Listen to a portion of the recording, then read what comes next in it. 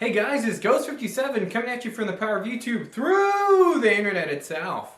Okay guys, in today's video we're going to be taking a look at the 2080 Super in 2022. The cool thing about this card, guys, is I actually got it for $200 on Facebook Marketplace. Let's see if this is worth your hard-working money. Stay tuned.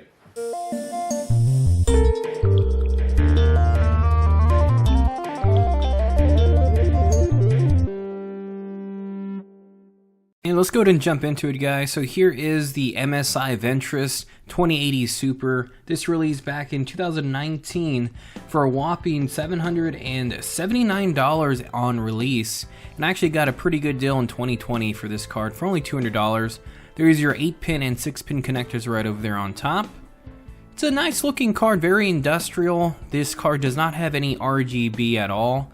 And look at that junk in the trunk right over there, all that dust. We're definitely gonna have to clean this out before testing the card out. But overall, pretty nice find on Facebook Marketplace. So the one thing I noticed right away after buying this card was that the PCIe bracket on the back is actually off a 1080 Ti EVGA. Very interesting. So it looks like maybe this card was opened. Doesn't look like it was cleaned. Maybe it had some type of water cooling to it in the past. But so far it looks like it's in good condition besides the dust. So we're still going to plug it in and try it out. Hopefully I didn't get a flop on this one, guys. Again, to continue the dirtiness of this card, here is the metal backplate, which looks like it was never taken off. Hence the security screw tape is still on there. So I'm not too sure what's up with that PCIe bracket. But overall, it's in pretty good shape besides the filth. It looks like someone spilled Kool-Aid or something on the back of this card. I really do hope this is not a flop, and hopefully it does work. But very dirty card, so let's go ahead and jump into actually getting this thing cleaned off.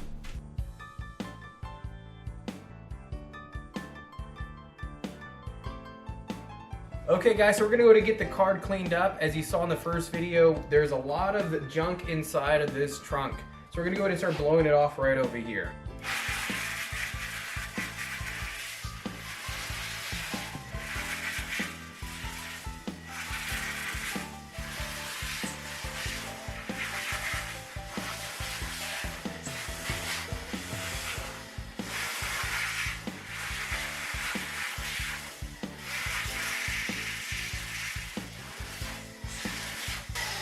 Nice and cleaned. This probably was used for mining, as the accumulation of dust was pretty deep into the fins. So let's go ahead and test it out, guys. So let's go ahead and put the MSI Ventress 2080 Super into our test rig. Our test rig has been updated from last time, but now we have a Ryzen 7 5800 with 32 gigabytes of Trident glorious RGB RAM. And none of those RGB fans. We're going strictly Noctua, including the cooler, which is NHA D15.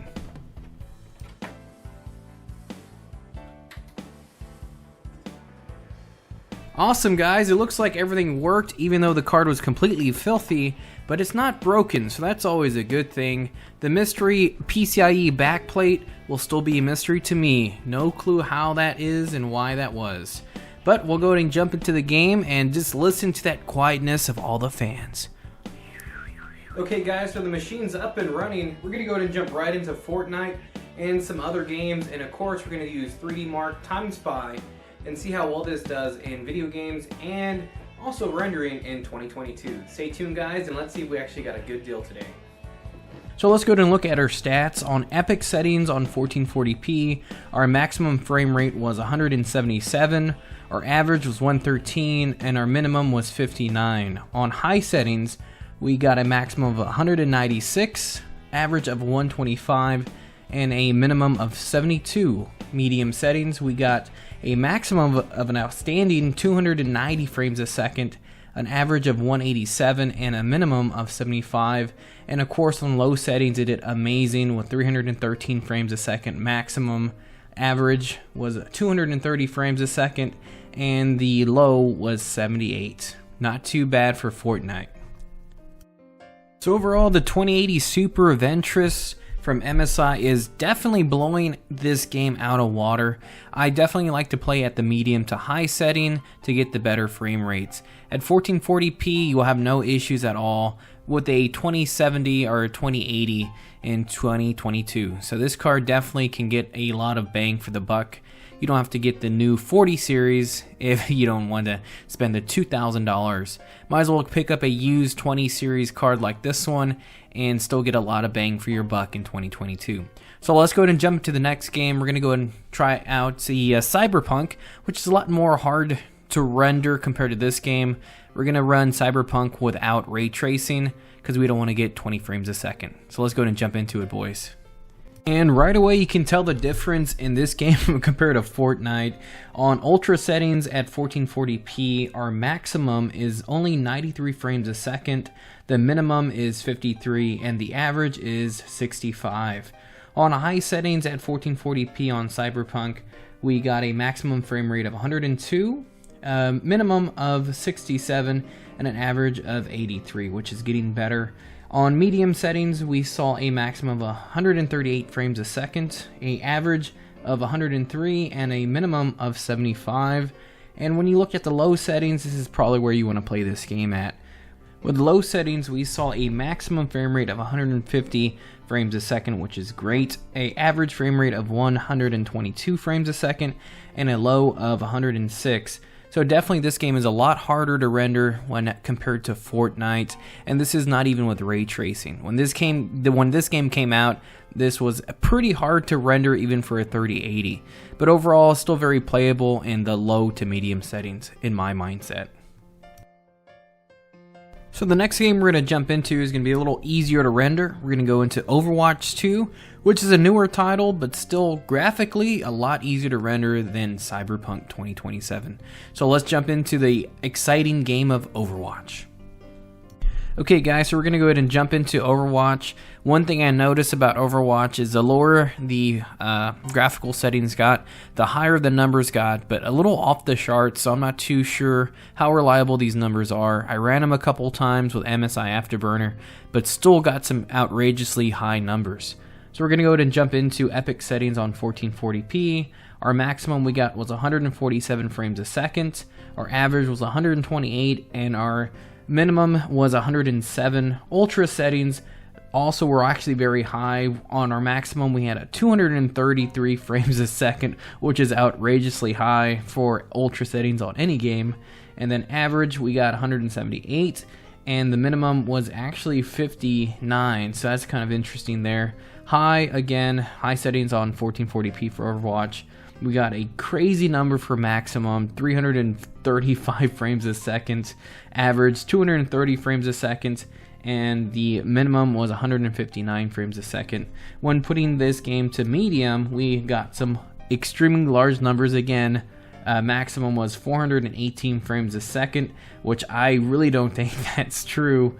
Average was 282 frames a second, and the minimum was 175 frames a second.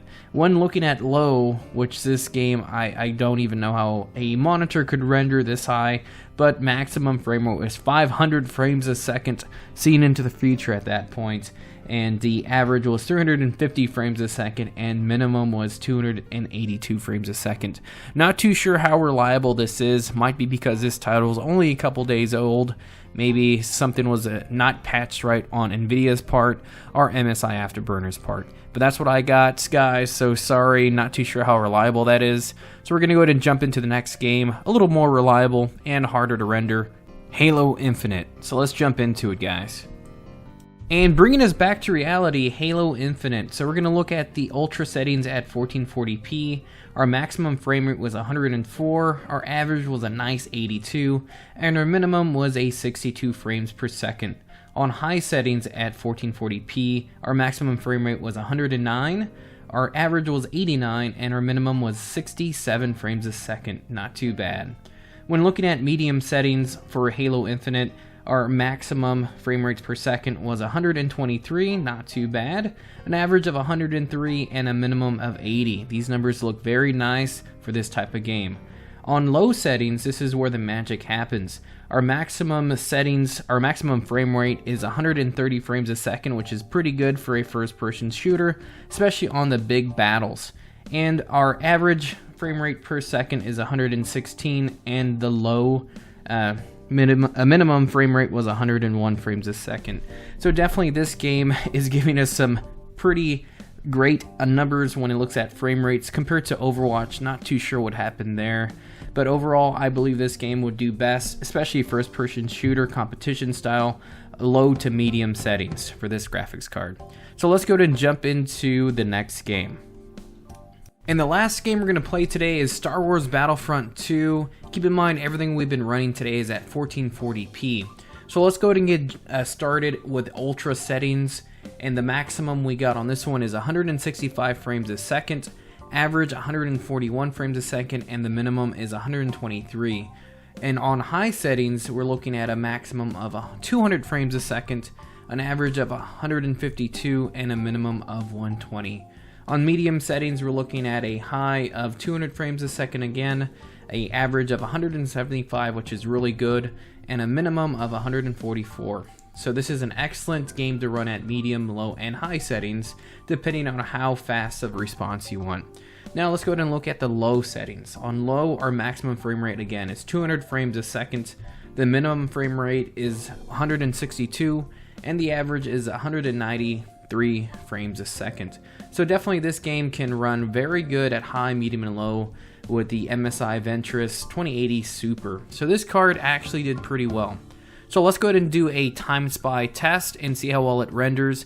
And what we're going to be looking at next is how hot this card gets. Stay tuned, guys. Okay, so let's go ahead and take a look at Time Spy. So the cool thing about this is going to really push the graphics card to its full potential. So what we're looking at here is to see how well this card does with heat. Since the Ventress only has 2 fans and it's really not that thick of a card, let's see how hot it gets. Overall, in the last couple of games we've been testing out, I didn't see the card get over 78 degrees Celsius, which is not bad at all. So far in Time Spy, we're seeing a nice, cool 61 degrees Celsius at 100% on the graphics card. Very nice MSI for this. This is actually pretty amazing. I've seen a lot of cards, even with EVGA, like the 1080 Ti hit over 80 degrees Celsius on this test. So far it's doing pretty good. Just like in the other games we've looked at, this card does not get very hot at all. So far the graphics card is doing amazing at 100% and only under 70 degrees Celsius. So far everything's looking amazing. So what we're going to do is run these benchmarks and then actually look at how well they're doing for graphics cards in 2020. For some reason Time Spy does not or has not updated for gaming systems in the 30 and 40 series yet. So I'm assuming they're going to come out with a different graphics test for the higher end cards. And there we go again, 100% on the graphics card. Still not over 60 degrees Celsius, not even getting close to 70 degrees Celsius at all. Everything's looking very promising. And we're getting a nice 60 frames per second on Time Spy, which is actually really good. As you see, this game is, the rendering is actually pretty fast, since we're rendering all different things from light shadings to shadows to different polygrams. Everything's looking excellent on this test. And we're getting closer to 70 degrees Celsius, which is pretty good. And right there on the side, you can see a nice 80 to 85 frames a second, which is actually pretty amazing for this test. Looking good, feeling good, and it's keeping cool. We just hit 70 degrees Celsius and we're almost done with this test. 71 degrees Celsius, everything's looking good. And we're gonna get closer to ending this test, and then we can see the actual results online. Let's go ahead and take a look at those results, guys. Okay guys, so this is gonna be the final test, looking at these results online for Time Spy. So overall, for $200, this is a can't beat opportunity, and I've seen these all day on eBay, anywhere from $185 to $330, depending on the day. But as you can see right there, Apex Legend 125 frames a second, Battlefield 110, GTA 115, Fortnite 95 on ultra settings. So this card does very well, and we got a pretty nice Time Spy score of 11,320 on the graphics card. And we're not really looking into the CPU, but there is all my rig setup right there if you want to take a look at that. So let's go ahead and compare these online and see how well we did. And those are the results, guys. This is probably one of the better results I've seen in a long time. So I'm actually over high-end gaming systems. Not too bad at all. And you can see we have the 8 gigabytes of memory and the average temperature 65 degrees Celsius on the GPU, which is pretty amazing. And there's the graphics version right there of the driver. And you can see I didn't actually boost my GPU clock or my frequency of the core clock on my CPU. So everything's pretty much stock. I didn't really switch anything around besides keeping the fans at 100%. And you can see I had 32 gigabytes of DDR4 RAM. Also, that is not overclocked either. Pretty much I kept everything pretty basic for this review of the graphics card. And you can see right here the difference for the card that beat me by a couple of points. It has two 2080 in SLI, so that's one of the reasons why it beat me. Plus, it has the Ryzen 9. So overall, this did very well. So, I mean, for $200, you really can't beat it. Every game I had, I enjoyed at 1440p. And if you have a 1440p monitor, a high refresh monitor, this graphics card will do the job just fine. You really don't need the 30 or 40 series. So anyways, I would say this is definitely worth your hard-working money if you get it for the right price. Of course, if you get it at a scalper price at $600, I definitely would say to save up for a 30 series. The 30 series cards you can get pretty good right now since the 40 series had just come out. Anyways, guys, this was Ghost57 coming at you from the power of YouTube through the internet itself. If you liked the video, hit the like button, and if you haven't subscribed, subscribe, and I'll see you in the next video. Ghost57 out.